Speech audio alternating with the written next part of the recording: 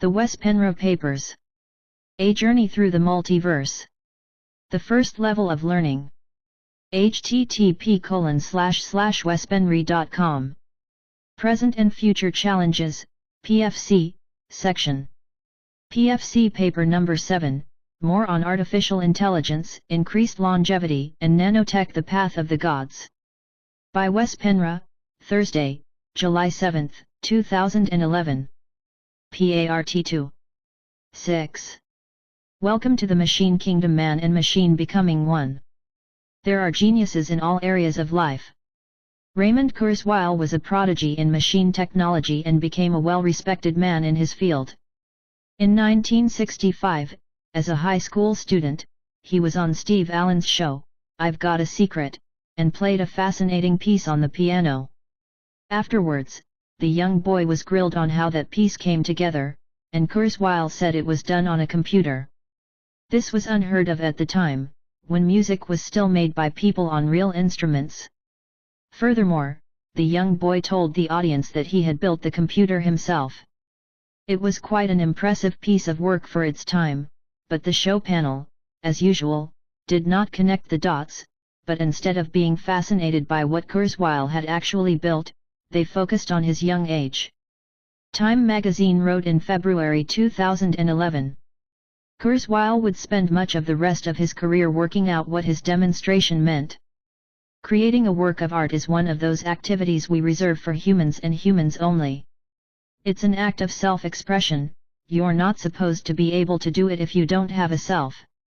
To see creativity, the exclusive domain of humans, usurped by a computer built by a 17-year-old, is to watch a line blur that cannot be unblurred, the line between organic intelligence and artificial intelligence. There we go. If I didn't know better, I would be in awe that such a genius is born and managed to become a front figure for the machine world technology. However, I know, and the reader who has followed my series of papers knows as well, that we all are born into this world by first setting goals for ourselves to accomplish in a certain incarnation. Of course, this is the case here as well. Today, Kurzweil believes we are getting close to the time when computers will become intelligent, but not just intelligent, but more intelligent than humans.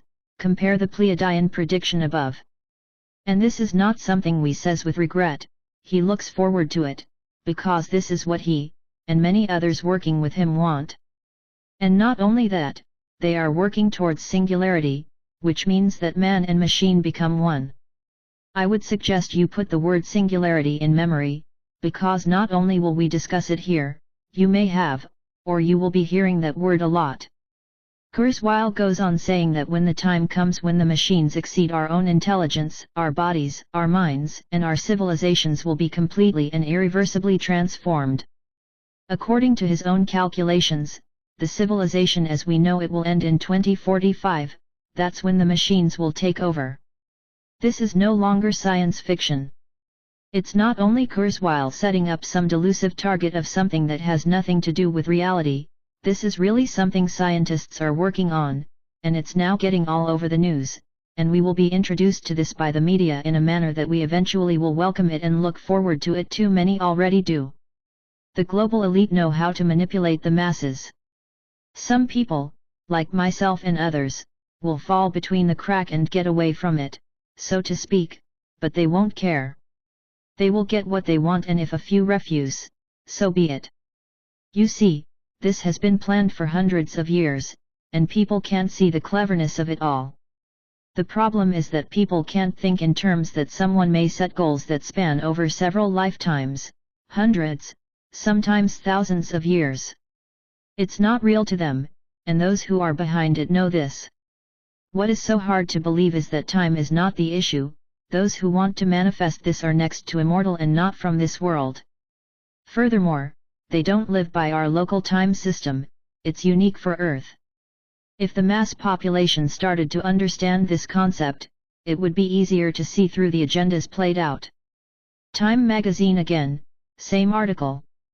So if computers are getting so much faster, so incredibly fast, there might conceivably come a moment when they are capable of something comparable to human intelligence. Artificial intelligence. All that horsepower could be put in the service of emulating whatever it is our brains are doing when they create consciousness, not just doing arithmetic very quickly or composing piano music, but also driving cars, writing books, making ethical decisions, appreciating fancy paintings, making witty observations at cocktail parties. And here are the punchlines, my emphases. If you can swallow that idea, and Kurzweil and a lot of other very smart people can, then all bets are off. From that point on, there's no reason to think computers would stop getting more powerful. They would keep on developing until they were far more intelligent than we are. Their rate of development would also continue to increase, because they would take over their own development from their slower-thinking human creators.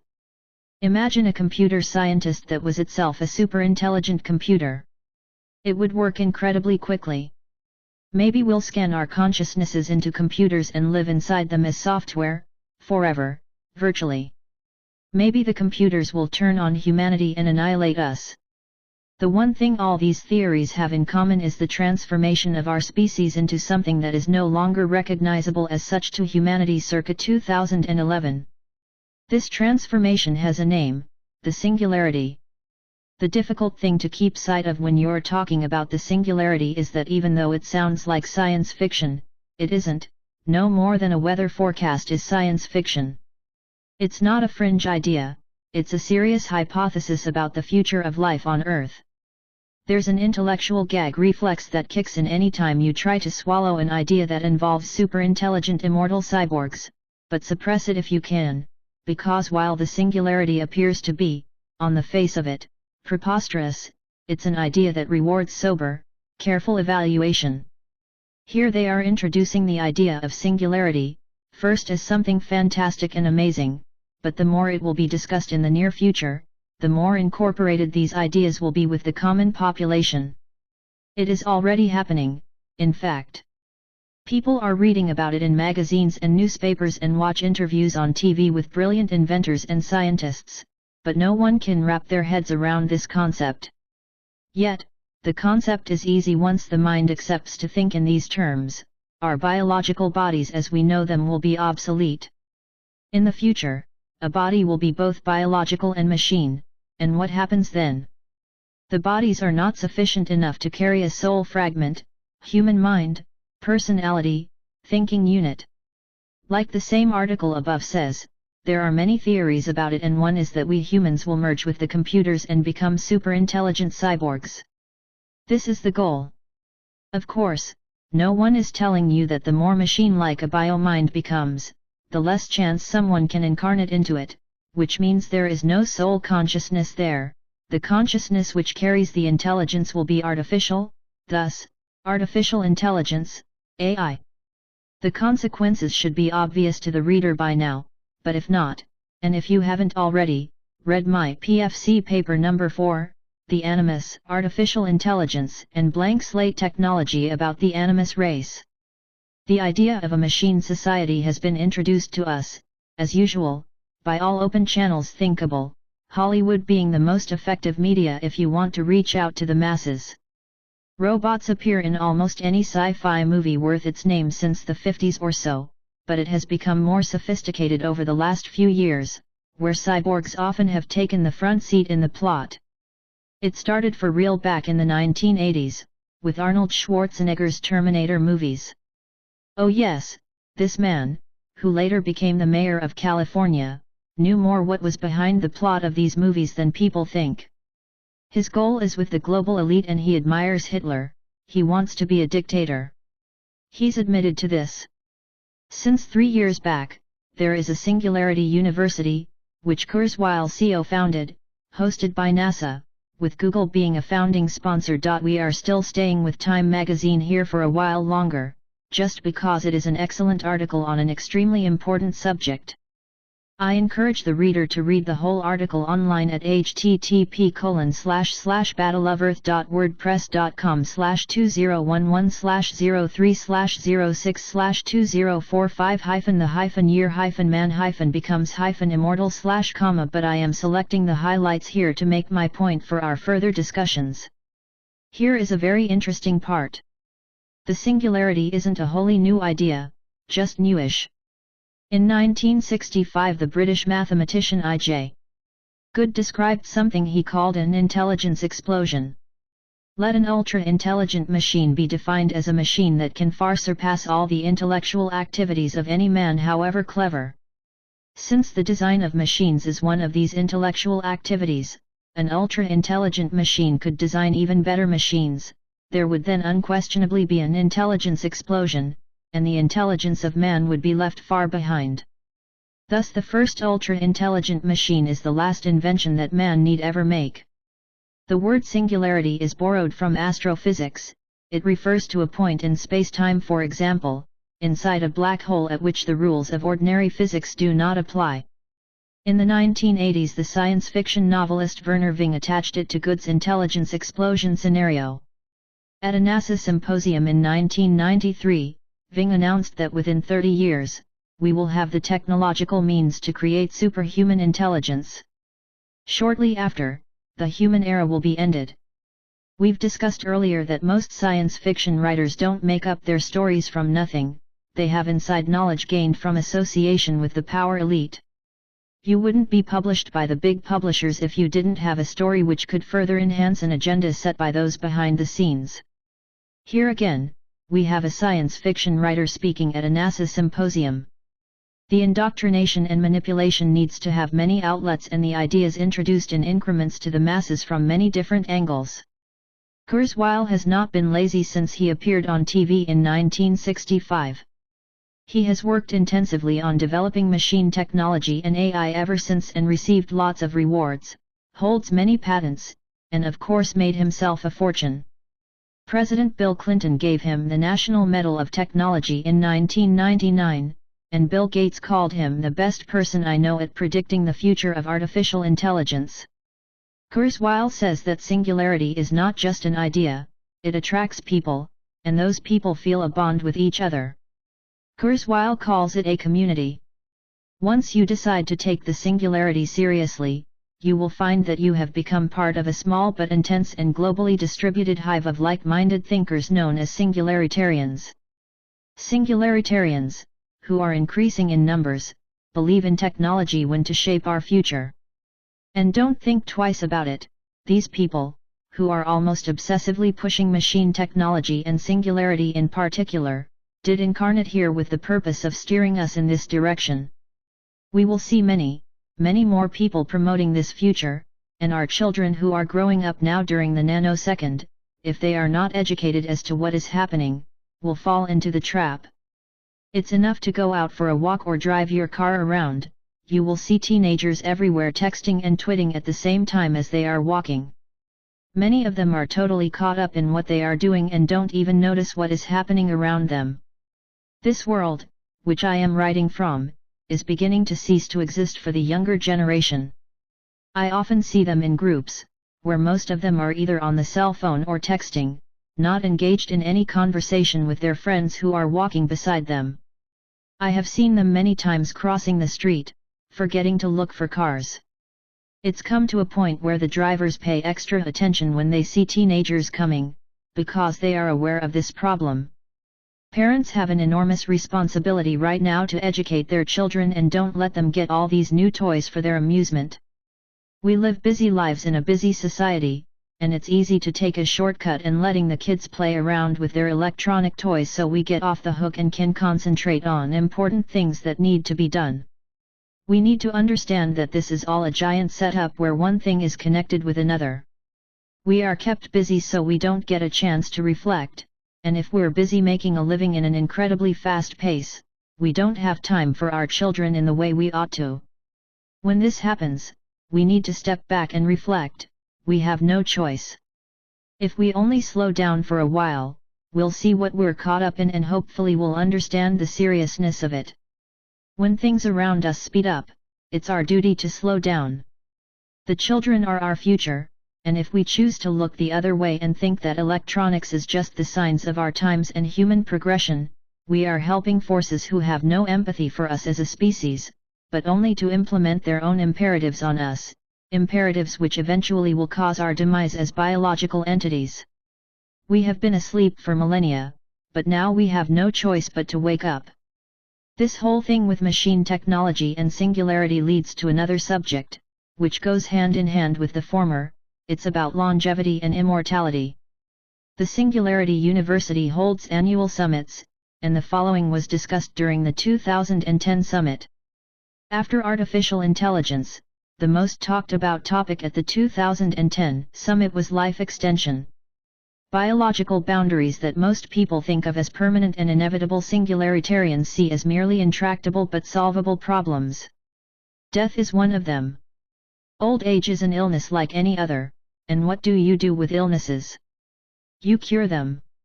Like a lot of singularitarian ideas, it sounds funny at first, but the closer you get to it, the less funny it seems. It's not just wishful thinking, there's actual science going on here. This is what I mean when I say the world will split into two. The machine world and the world of natural evolution. Death is something many people are afraid of, only because it's a mystery, they don't know what will happen. Still, with a little research, it's easy to find out that death is not something to fear, quite the opposite. I have written a lot about it in previous papers. However, the fear of not existing anymore and the loss of relatives and friends, another falsehood, make people attracted to ideas like singularity, where their lifespan can be extended with many extra years, and perhaps by then, technology has come to a point where immortality is possible. You can see where this is going. It's a trap, because what they are creating are an artificial, super-intelligent race, which can be programmed as a hive community, where all is one in an artificial way, and where everybody is becoming disconnected from source energy. Their intelligence is synthetic but intelligent, emotionless, and soulless. Your spirit/information cloud can no longer manifest. Is this the future we want? If people really thought about it this way, who would want it? The problem is that those who fear death so much that they fall for this won't even read papers like this. Still, it's their choice. In a free will universe, like our own, anything goes, but there are always consequences/karma in everything we're doing. There are no free rides. The alternative, of course, is to evolve naturally, without machine technology at all. We have our biological body, our mind, and our soul working together to find enlightenment and higher realms of existence through experiences and cognition. Our DNA is reactivating more and more as we learn, and we will learn to become multidimensional again, with and due to our thoughts and emotions, not without them. The choice for me is easy. 7. Artificial life created, called Synthia. An article was published, originally in Science, that researchers have constructed a bacterium's genetic software called Synthia, and transplanted it into a host cell. The resulting microbe then looked and behaved like the species dictated by the synthetic DNA. This team of scientists was led by Dr. Craig Venter of the J. Craig Venter Institute, JCVI, in Maryland and California. The scientists have put two methods together to create a synthetic cell. As soon as this new software goes into the cell reads it and converts into the species specified in that genetic code. This is the first time any synthetic DNA has been in complete control of a cell, said Dr. Venter. New Industrial Revolution. What this means is that science has revealed they are now able to create synthetic life forms, which paves the way for designer organisms that are built rather than evolved. They are now about to be able to build life from scratch, the new human. Michio Kaku, professor of physics, and well known by many for his bestseller, Parallel Worlds, went live on Fox News, comparing this new revelation like the biggest discovery since the splitting of the atom. He compares it with downloading apps to a cell phone, and in this case they took a cell from a goat and downloaded new DNA which they then programmed, but yes, they used human DNA as well. The point is, says Professor Kaku, that it is artificial. Both him, Dr. Craig and others are promoting this as a potential solution, or partial solution, to global warming. Even the oil industry is interested. But none of these scientists are really discussing the ethical and moral parts of this in any great details. What else can it be used for? When asked about the ethical issues, they say these have been discussed in details among the scientists. Where? Behind locked doors? The details of these discussions have not, as far as I can tell, been made official. But just the mentioning of having discussed them calms most of the population down, they believe. And they are correct in that. People can go back to sleep. When asked by the Fox News reporter if this is not some kind of Jurassic Park experiment, Keiko reassures us that you can recall a car, for example, but not a life form. In other words, he says it's not going to be used to replicate the human biokind, although he admits to that this kind of research can have unintended consequences. Keiko is still on the fence regarding this research, he says. I would say, no, he's not. He is working for the Machine Kingdom and is their spokesperson in popular media. He has the charisma necessary to seduce the masses, and this is what he is being used for. By being on the fence he can attract those who are being on the fence and eventually win them over.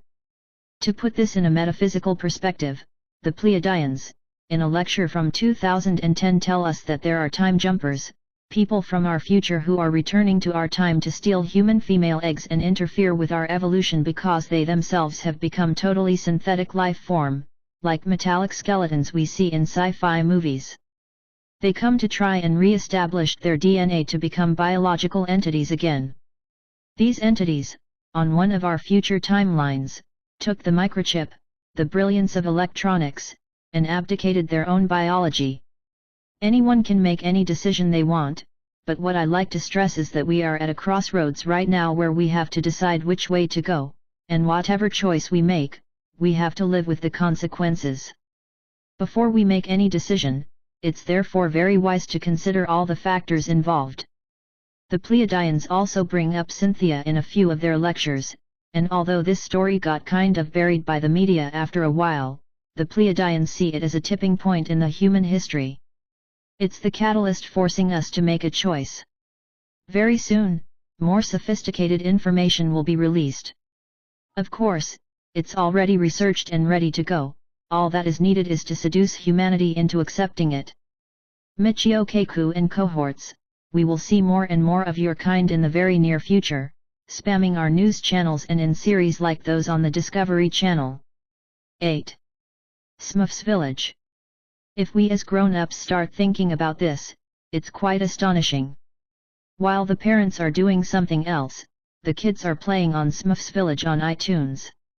This game is about getting the most Smurf berries. That's how you become the most powerful person in this game. But don't think it's free. Here is the price list. 1. Bucket of Smurf, $4.99. 2. Bushel of Smurf B, $9.99. 3. Barrel of Smurf B, $24.99. 4. Bucket of Smurf, $4.99. 5. Wagon of Smurf B, $99.99. 6. Bushel of Smurf B, $11.99. 7. Wheelbarrow of, $49.99. 8. Wheelbarrow of, $59.99. 9. Barrel of Smurf, $29.99. There was an article at MacLife and other places, where this horrendous game was exposed. An 8-year-old child charged their parents' credit card for $1,400 to buy delicious Smurf berries. In a game that is designed for 4-year-olds, who normally can't read. But this is no exception. Children, as early as at the age of 5, have racked their parents' credit cards. Let's stop here for a while and reflect. First of all, think back when you were 5 years old. Most people couldn't read at that age, much less have the grasp of how to use a credit card.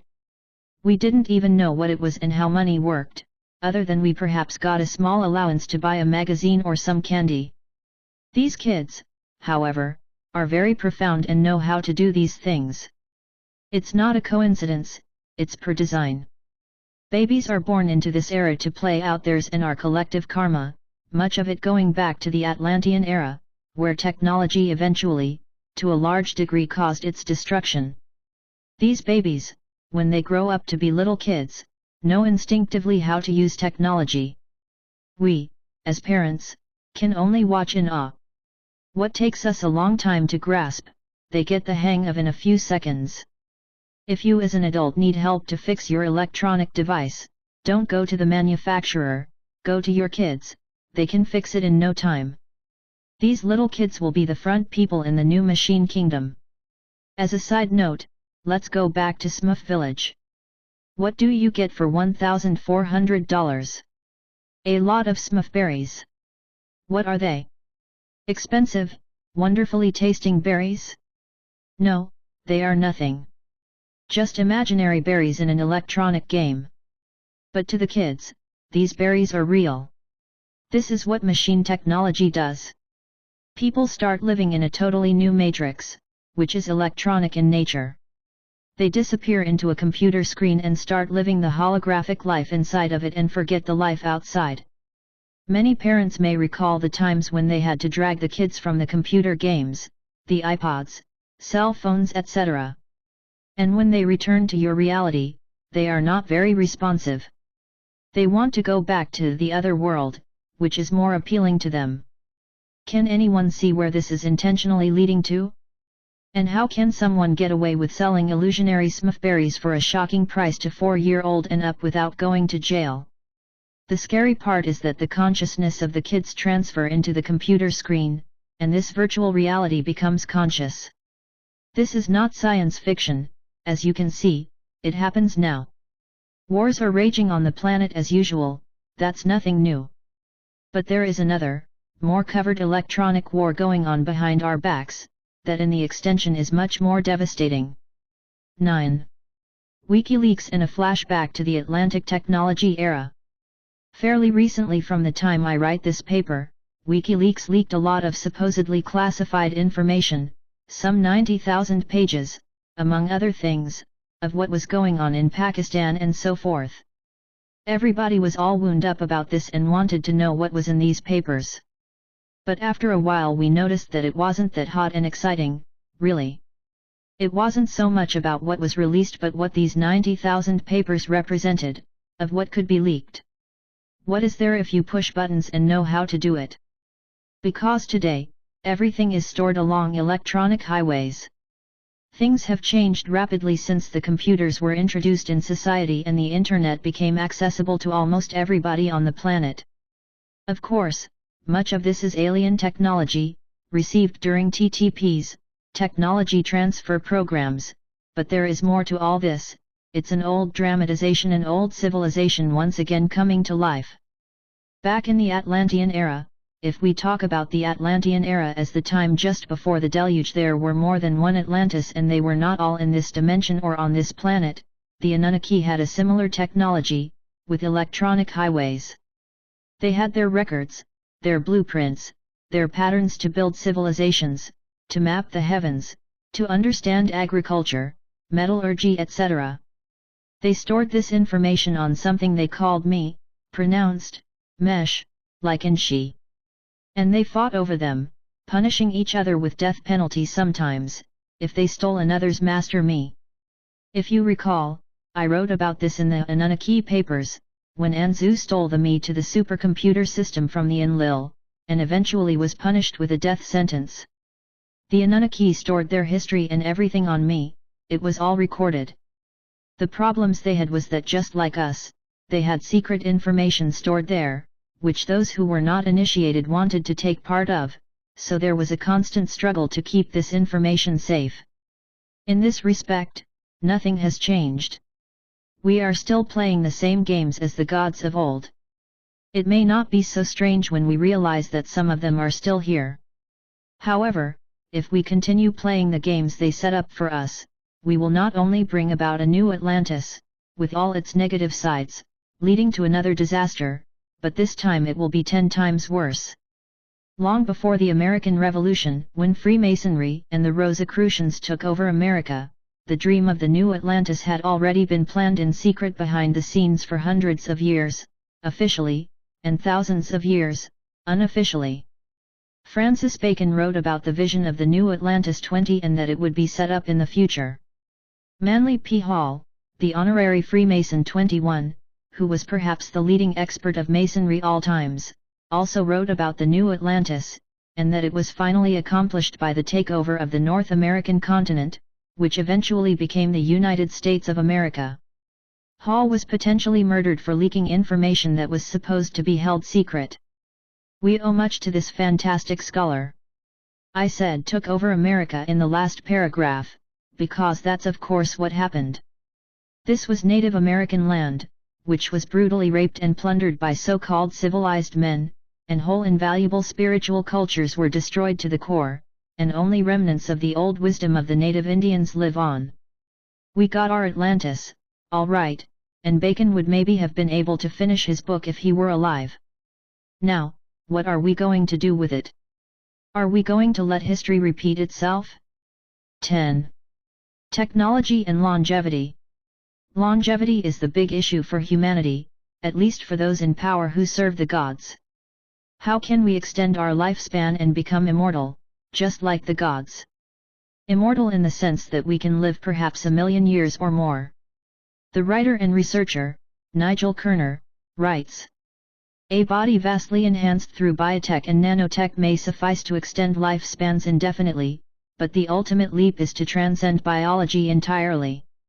Before 2050, Kurzweil predicts that AI and nanotech will have advanced so far that his brain, with its memories, capabilities, and characteristics, can be reduced to pure information and rebooted in a non-biological format, be it a supercomputer, a real or virtual body, or a swarm of nanobots. Being third-density beings, we have separated ourselves from the cosmos, and our longevity has decreased since ancient times. Now we're coming down to a point where we are building our world on itsy-bitsy pieces called nanoparticles. But what has happened is that all this exploration into the nano is creating tremendous problems in the food supply.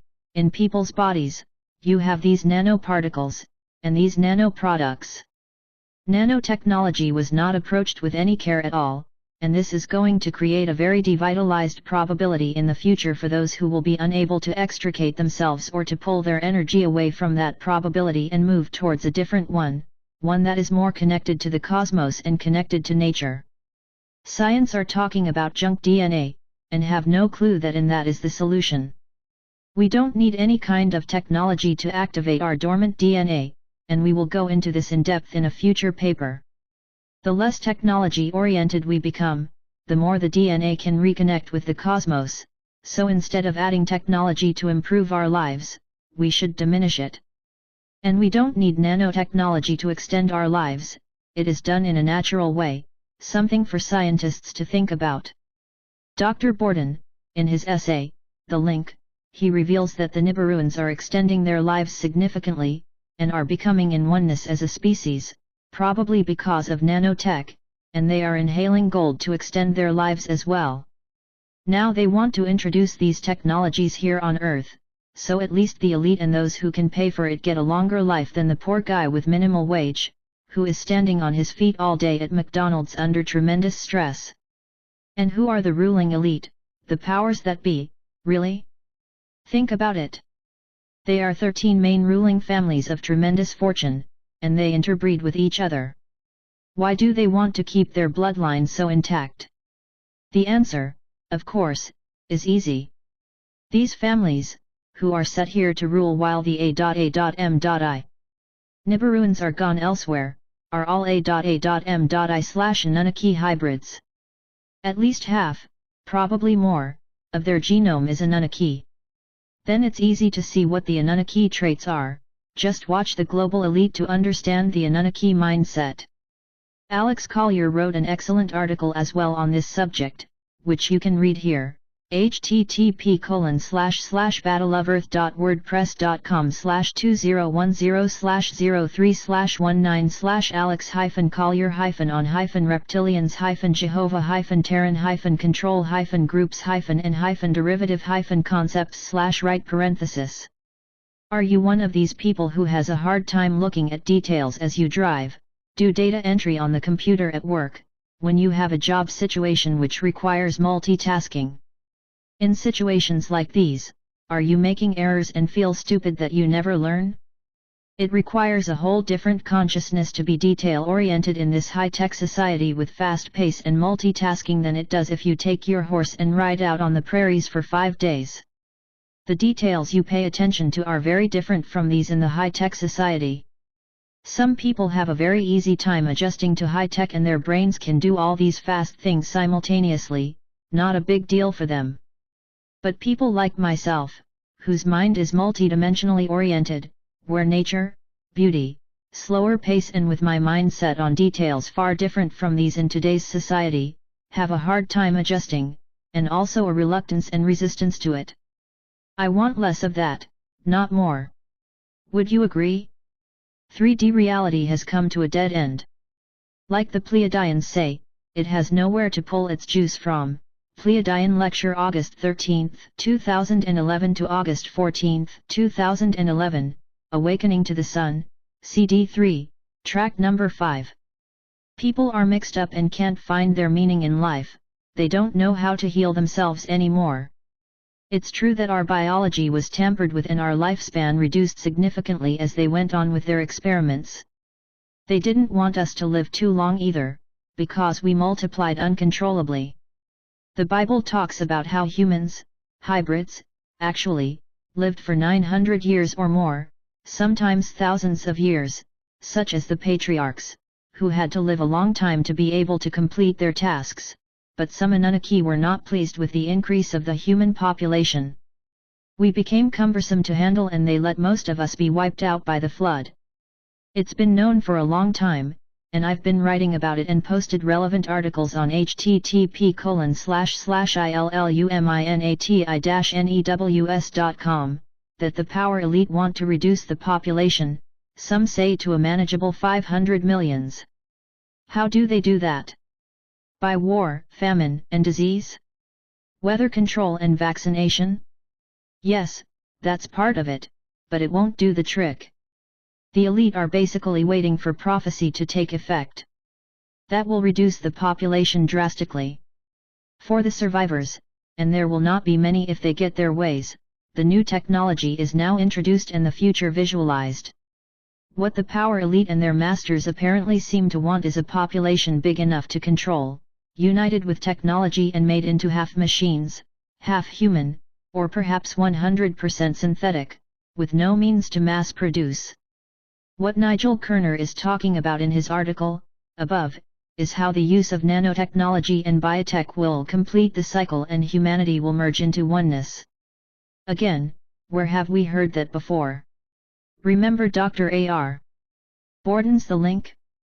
On page 55, he says that in one of the Link plenum meetings with off-world beings, he heard a spokesman for the Nibiruans saying that their species have almost completed their cycle into oneness, probability with the help from nanotech. I am quoting Dr. Borden. A.A.mis2 have been undergoing the changeover from disconnected body minds to a common, or a biomind of the whole biokind.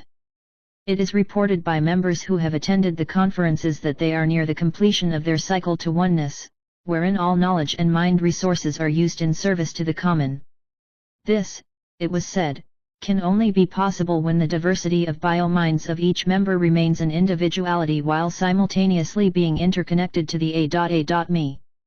All one by low-powered, low-energetic means that utilizes the planet's life belt energetics, something akin to what Earth enjoys in the form of Schumann resonance. There is yet much we don't quite understand about their system of oneness, as there are technologies used to enhance the common biomind that are beyond our level of technology at this time.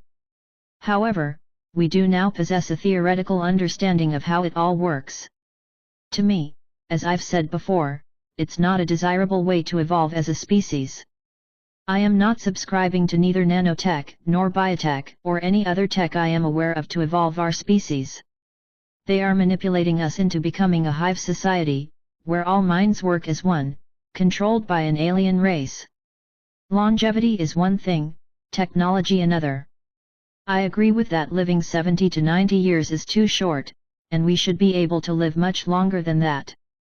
Yes, that can be accomplished with technology, and perhaps to some degree by inhaling monatomic gold, like the gods do, but there are indications that gold can be highly addictive, just like cocaine and narcotic substances.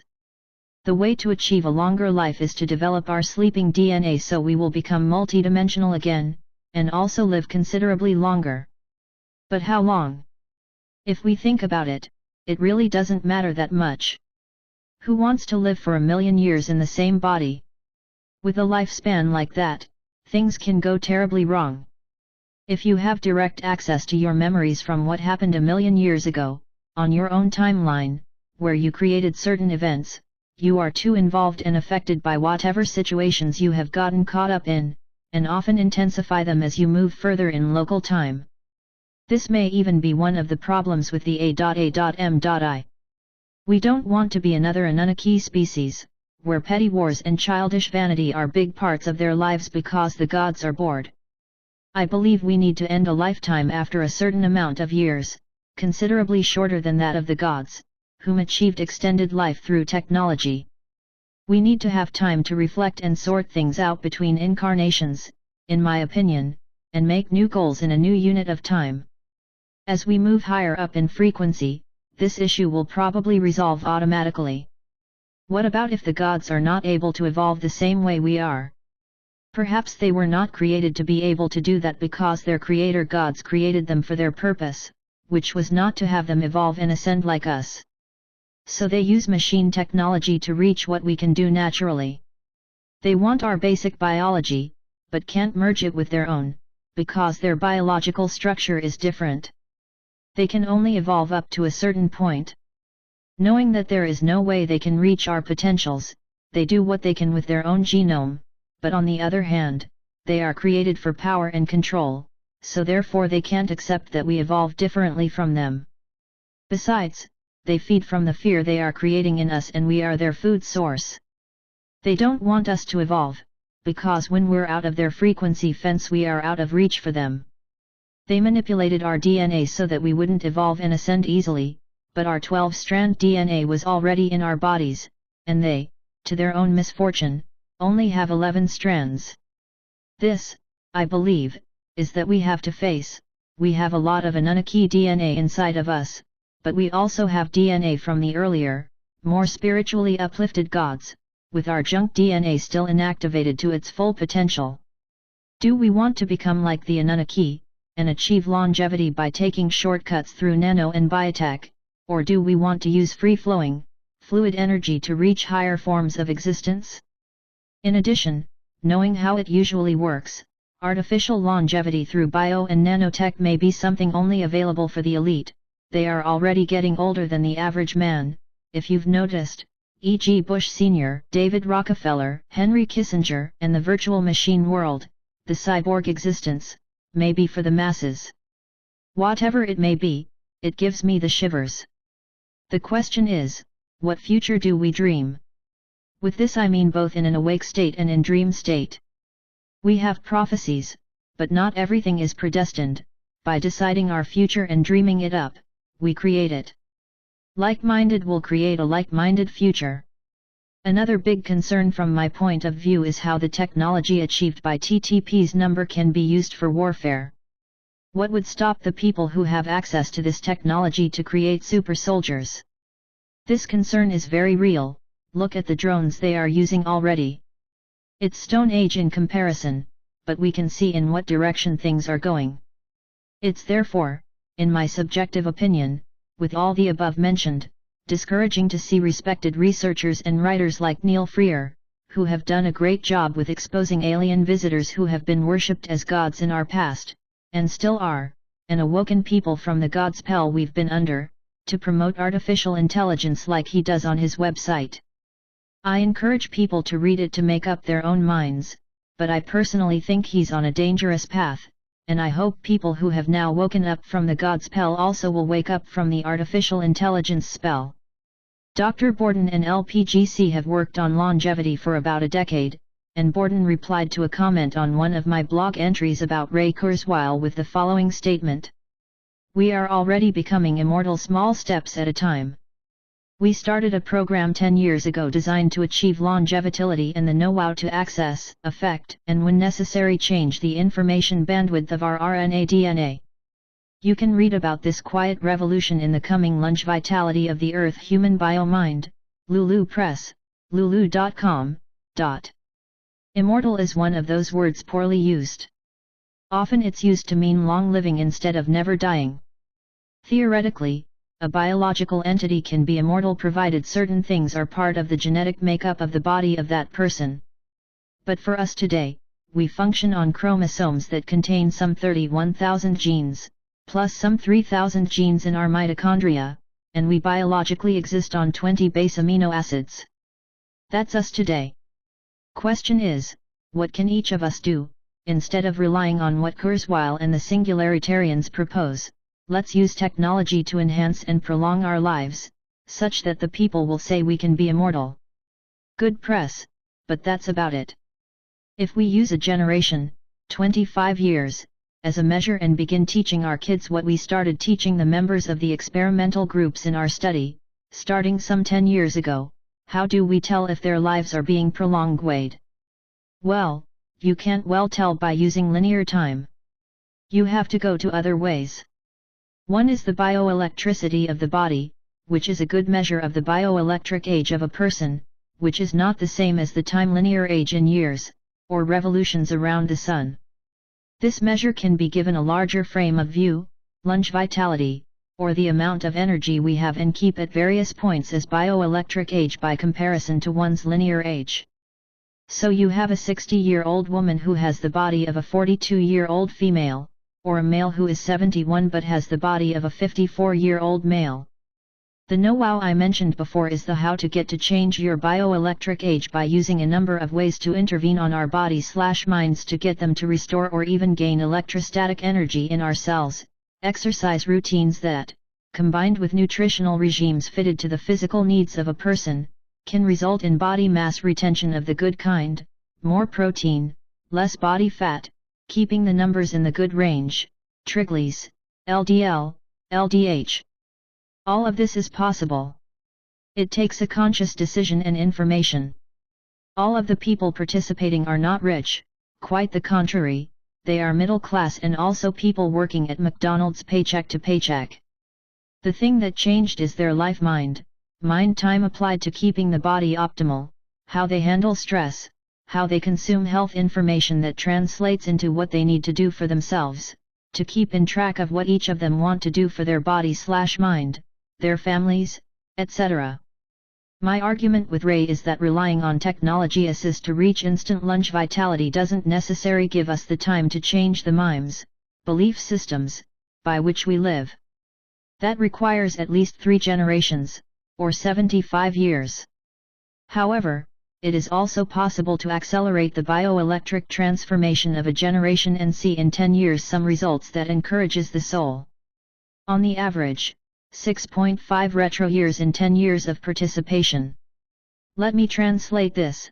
This means experimental group participants are gaining an average of 6.5 years in bioelectric terms, so if a man was 50 when he joined and his wife was 47, subtract 6.5 from their linear ages and that will tell you the bioelectric age of the person. This, in my opinion, is a much better way to achieve a longer lifespan, that in conjunction with activating the dormant DNA, which will automatically make us live longer. 11. A multidimensional perspective on nanotechnology. Time, we know it, is a local custom, something we have talked about earlier. In reality, on a multidimensional level, all time happens simultaneously, and so do our incarnations. We send out a number of soul fragments who incarnate simultaneously in different places in different times per local custom. What happens now and will happen in the near future, if we are still speaking of technology, is nothing spontaneous. In certain terms, certain beings set up things already millions, sometimes billions of years ago to play out at a later time. Therefore, on a multi-D level, the violence and technology spurts were planned to happen at certain local times, an easy task for beings who can look at things from another perspective than we presently can, trapped in the local time system.